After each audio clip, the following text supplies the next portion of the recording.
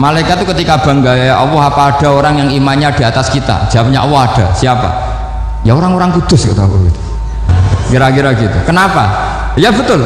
Karena kamu iman saya itu wajar, kamu tahu saya, tapi mereka nggak tahu saya tapi iman. Kenapa bisa iman ya Allah? Karena mereka punya logika, punya akal. Akhirnya Imam Amudi disuruh sama Allah presentasikan logika tauhid kamu lewat jalur matematika. Malaikat disuruh dengerin semua. Isma'u ya malaikati, ini mimpinya wali. Terus Imam Amudi mulai mengajarkan nisbatul isnaini ilal wahid wa nisbatus salasa wal arba'ah ila ma la nihayatalah niku binisbatin wahidah, yaitu far'un minal asli wa huwa al wahid. Mbok angka sebanyak apapun 2, 3, 4 sampai 1 miliar itu nisbatnya ke angka 1 adalah nisbatul far'i ilal asli, semuanya berasal dari 1. Maka hadhil awalim atau hadal alam ila ma la nihayatalahu, tetap semuanya ini cabang dari 1, yaitu wujud dari 1, yaitu Allah Subhanahu wa ta'ala. Sehingga semenjak itu ditiru sekian ulama, akhirnya malaikat itu mantuk karena kepastian kalau Allah satu yang diyakini malaikat itu sepasti logika yang dibangun orang-orang manusia ini padahal tidak ngerti Allah Subhanahu wa ta'ala karena pakai akal. Sehingga di pondok itu orang harus ngerti mantek. Orang mantek itu ilmu yang jelimet tapi menyenangkan. Biasanya sing sinau ambek rokokan, sawangannya kayak filosof. Jadi paling gak agak paham itu dia alasan. Sementing nikmati rokok, tak pikir nikmati pemikirannya, ternyata nikmati rokok. Kayak kemarin saya datang ke resepsinya Gus Agil, saya itu tertawa terus karena dengerin Habib Mutahar. Saya baca bahayanya rokok, setelah tahu bahayanya saya berhenti membaca. Tak pikir itu kan setelah tahu bahayanya saya berhenti merokok, ternyata enggak. Saya baca bahayanya apa? Merokok. Setelah saya baca, maka saya berhenti membaca, gitu. Bukan berhenti merokok. Itu ilmu kelas tinggi seperti itu harus mantap. Pernah beliau ditegur dokter, Beb, kalau rokok terus nanti mati. Tenang saja, saya masih bawa korek. Dikira itu kan orangnya yang mati, ternyata beliau enteng saja. Santai aja dok, saya masih bawa korek. Jadi saya bukan nyarankan santai rokok, tapi orang rokok itu memang punya logikanya sendiri. Kalau Banafek Hajen itu masih pernah bahas saya juga, karena Banafek juga turunan Mbah Mutamakin. Hak, rokok itu haram tau ora? Nak cara kula darani haram sebuti bah. Lah iya, nak haram ya bener aku. Mulane tak obong, barang haram apike diobong. Jadi saya sama orang-orang sepuh itu tidak pernah menang.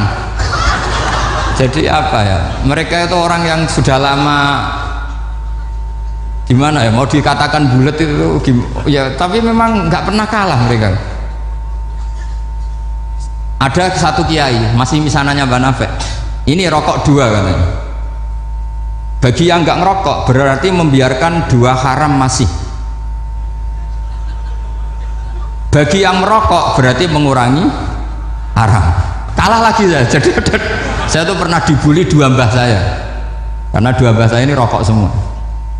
Akhirnya saya sing nom ngalah gitu, karena saya tidak mungkin bilang sing waras ngalah karena kalah sepuh gitu. Jadi ya sudah, mau tidak mau harus bilang sing nom kalah. Tapi yang penting itu kita mendengar. Jadi ternyata sepinter-pinternya kita itu mesti kalah pinter sama yang sepuh-sepuh itu. Jadi kalau tahu bahayanya rokok lewat membaca ya harus berhenti merokok. Berhenti membaca katanya. Nah malaikat ini cerita lagi malaikat. Saya memang dari awal niat hormat Raden Asnawi karena buyut-buyut beliau itu ketemu di buyut saya. Saya ini turunan Mbak Asnawi sepuh. Terus cuma buyut saya itu nikah Lasem, terus saya keceluk cucunya keluarga Lasem. Sebenarnya saya juga cucu Kudus.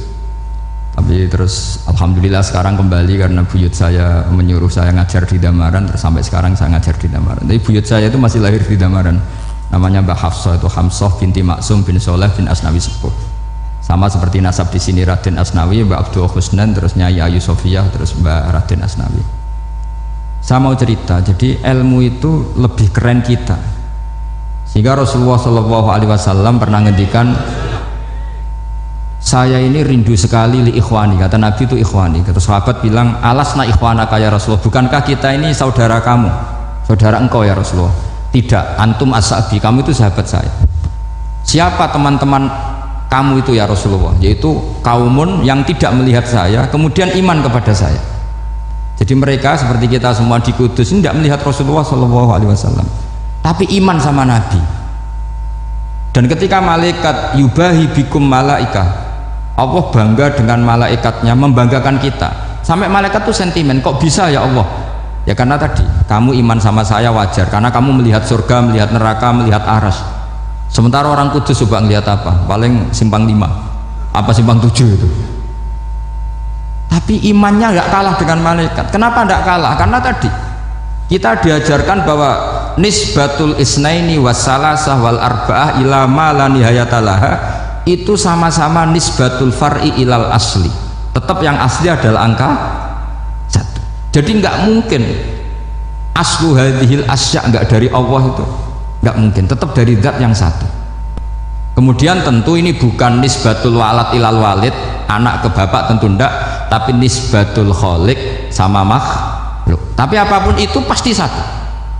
Sehingga Imam Amudi akhirnya masuk surga lewat jalur itu, tidak usah lewat pertanyaan man rabbuka wa man nuka. Kelasnya disuruh ngajar malaikat. Saya punya rencana jadi pengajar malaikat nanti itu kan. Jadi orang-orang Kudus yang dapat barokahnya Raden Asnawi nanti jangan mau kalau ditanya man rabbuka wa man nuka. Kelasnya itu harus apa? Jadi gurunya malaikat. Karena bapak kita Nabi Adam tuh keren. Nabi Adam itu adalah orang yang disuruh Allah dipresentasikan, dibanggakan Allah di depan para malaikat. Ketika ada malaikat yang agak hasut, tapi itu tidak malaikat papan atas, malaikat yang kebanyakan, itu kan agak gak terima Nabi Adam jadi apa? Khalifah. Sampai malaikat ini usul ataj'alu fiha mayufsidu fiha wasfikut. Makanya kalau saya protes sama malaikat itu malaikat yang ini, bukan Jibril sama Israel. Kalau protes Israel bahaya, bisa dihabisin. Saya pernah ditanya seorang kiai, Gus dengan gojlok malaikat kok berani? Ya karena malaikat yang jenis ini pernah gojlok Nabi siapa? Adam. Nggak percaya kalau Nabi Adam itu layak mimpin, sampai protes ataj'alu fiha may yufsidu fiha wasfikut dima. Tapi apa yang terjadi? Allah mengajarkan satu ilmu di Nabi Adam, kemudian disuruh meresentasikan. Qala ya Adamu ambihum bi asma'ihim. Adam, coba kamu presentasikan ilmu kamu. Setelah Nabi Adam fasih mempresentasikan ilmu, kata Allah, kamu bisa nggak sepinter Nabi Adam? Nggak bisa ya Allah. Makanya sudah saya bilang ini a'lamu malah, saya lebih tahu siapa yang layak mimpin. Jadi layak mimpin itu pertama harus kuwatul ilm, ilmunya itu harus kuat. Nanti saya akan cerita hubungannya Raden Asnawi dengan Syekh Nawawi. Apa itu hubungan teman, apa murid guru, itu memang masih jadi polemik sampai sekarang. Kalau saya ya keyakinan saling istifadah. Ini bahasa netral, tidak murid guru tapi saling apa? Istifadah. Kata Syekh Nawawi dalam tafsir Munir itu, ilmu itu nomor 1. Sehingga beliau setiap ada ayat fa inna hizballahi humul ghalibun, beliau pasti menafsiri bil hujjah wal barohin la bis saulah. Saya masih ingat betul takbirnya, memang saya hafalkan. Dan Syekh Nawawi itu benar, Raden Asnawi juga benar, semua guru-guru kita benar. Karena agama ini sebetulnya bukan masalah negara, tapi masalah logika yang sehat. Uni Soviet itu pernah mengkooptasi Uzbek, Ceknya, Tajikistan, itu 100 tahun orang dipaksa ateis. Tapi orang-orang Uzbek, saya sering ketemu lama Uzbek, kadang ketemu di Korea, kadang di Malaysia. Orang-orang Uzbek itu punya basement di bawah tanah. Kemudian di bawah tanah ini mereka ngajarkan tauhid. Ngajarkannya ya gampang, misalnya ini sesuatu yang ada, iya ini ada penciptanya enggak? Ya ada. Siapa? Tukang katanya. Yang penting itu enggak ada logika bahwa sesuatu yang ada disebabkan oleh ketiadaan. Lah orang komunis, orang ateis itu orang yang mengatakan alam ini didahului oleh nihilisme, oleh adamiyah.